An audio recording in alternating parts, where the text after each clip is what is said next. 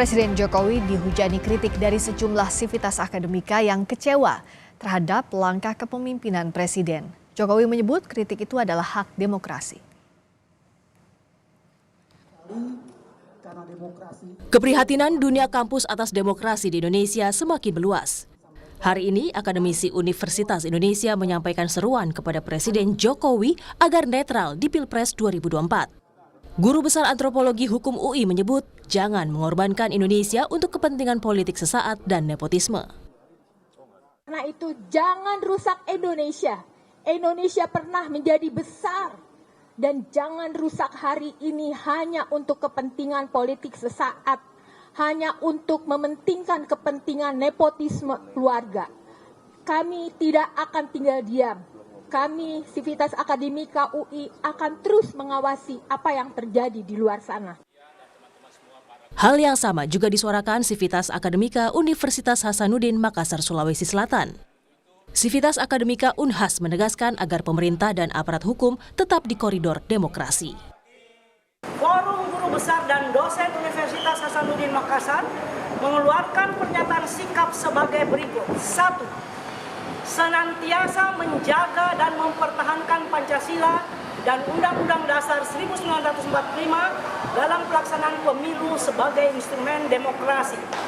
2. Mengingatkan Presiden Jokowi dan semua pejabat negara, aparatur hukum, dan aktor politik yang berada di Kabinet Presiden untuk tetap berada pada koridor demokrasi, serta mengedepankan nilai-nilai kerakyatan dan keadilan sosial, serta rasa nyaman dalam berdemokrasi.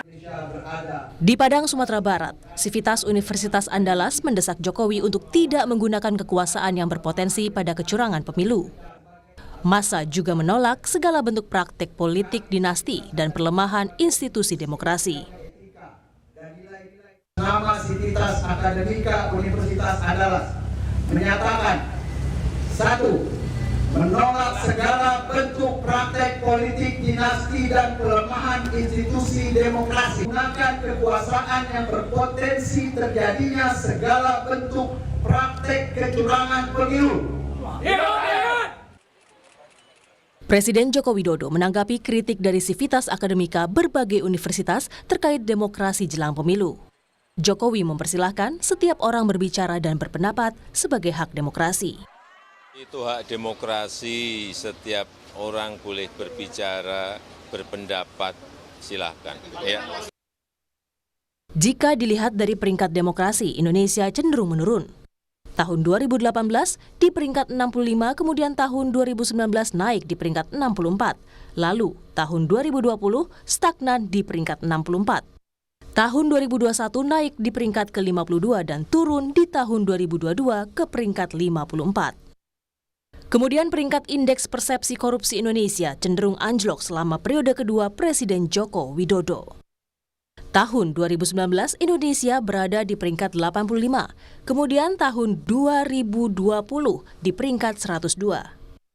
Tahun 2021 naik di peringkat 96, lalu turun lagi di peringkat 110 pada tahun 2022, lalu pada 2023 di peringkat 105.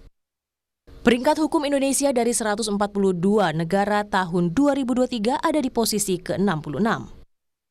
Tahun 2019, Indonesia ada di peringkat ke-62, kemudian naik ke peringkat 59, lalu tahun 2021 turun ke peringkat 68, dan tahun 2022 di peringkat ke-64.